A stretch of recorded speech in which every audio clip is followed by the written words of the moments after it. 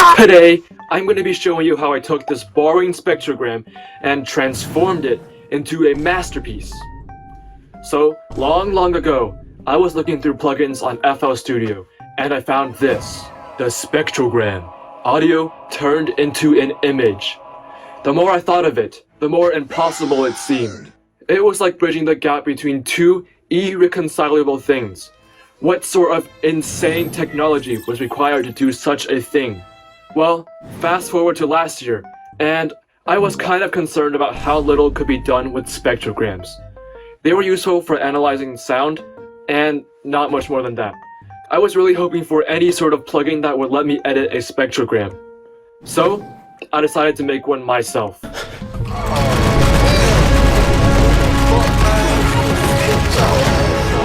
However, I realized that I wasn't as genius as I thought I was.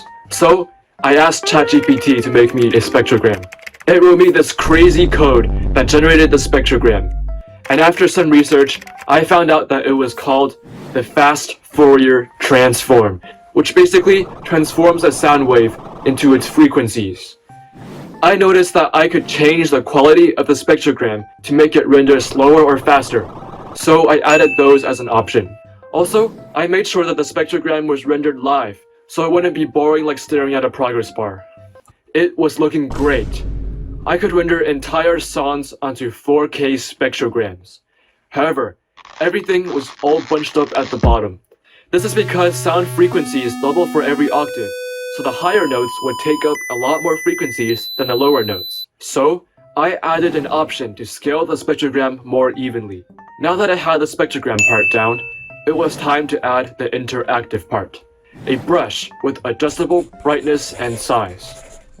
Here was my plan. The brush would change the volume of whatever it drew on the spectrogram. Then, the updated spectrogram would be turned into audio. Finally, the audio would be rendered back onto the spectrogram. But for some unexplainable reason, the spectrogram would keep on getting more and more distorted with each cycle. I could make 10 brush strokes, and the entire original song would be completely gone. After even more research, I was able to fix the issue. The short explanation, I made the spectrogram colorful. The long explanation, phase. It turns out that because I used the fast Fourier transform to generate the spectrogram, simply changing the volume wasn't enough.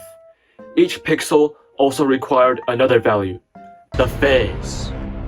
This is basically the offset of each frequency wave in the spectrogram. When phases are aligned in a specific way, it can cause deconstructive interference, which greatly affects the sound. And my program was assigning all phases to 0, causing lots of deconstructive interference and distortion.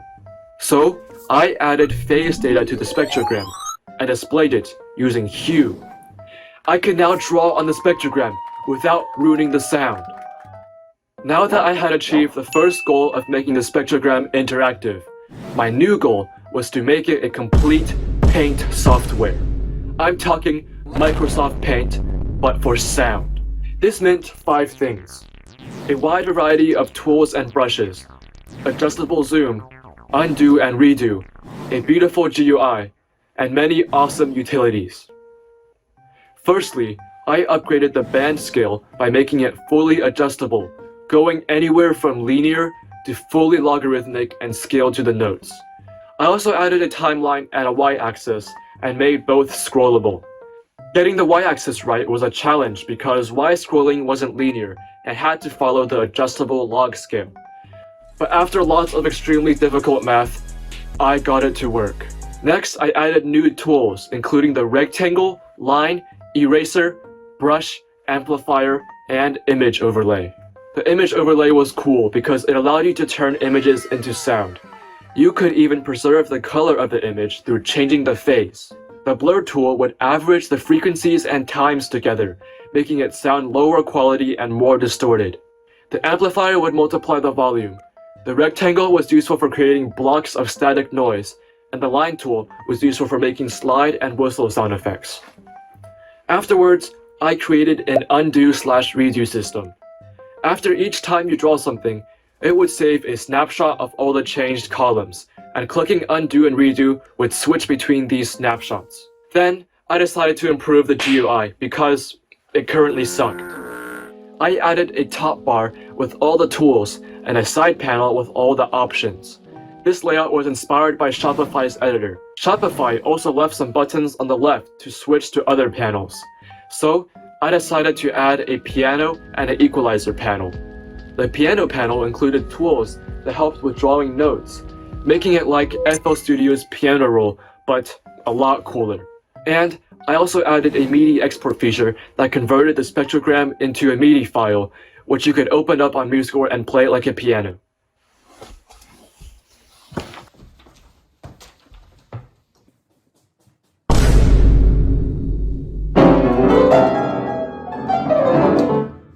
Now, I looked through several other sound to MIDI converters, but they were all trash. I thought I could do better than them. But it turns out, making an accurate sound to MIDI converter is extremely difficult. So, I asked my friend ChatGPT, and it recommended that I use an AI model. I decided on basic pitch, which was free and lightweight. After headbanging for several days, I got it to fully work on my spectrogram. Now, I just had to wait and see if it would do any better than my code. And it actually did! Though it was clearly far from perfect, it was definitely a lot more accurate. In the equalizer panel, I added a sideways equalizer. I had to make it update independently from the spectrogram, because otherwise, changing anything on the equalizer would require the spectrogram to be redrawn, which is laggy as heck. I also decided to add another tool, the noise remover. Now, I didn't really feel like adding a complicated noise remover algorithm, so I simply made it erase all the pixels below a certain volume. It wasn't perfect at removing noise, but it was good enough. However, there was still one massive issue with my spectrogram. Everything I drew sounded like a bunch of loud static.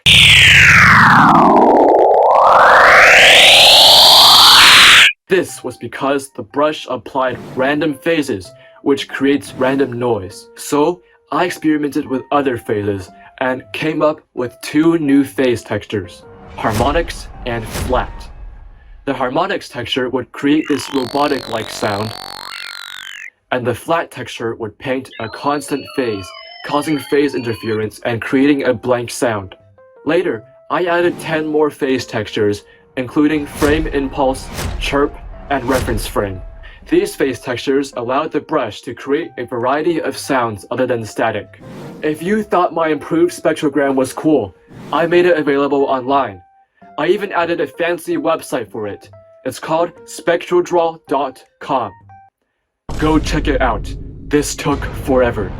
Let me know what you think in the comments, or leave a review because I spent a whole week coding that. Anyways, I'll be making more music soon, so peace!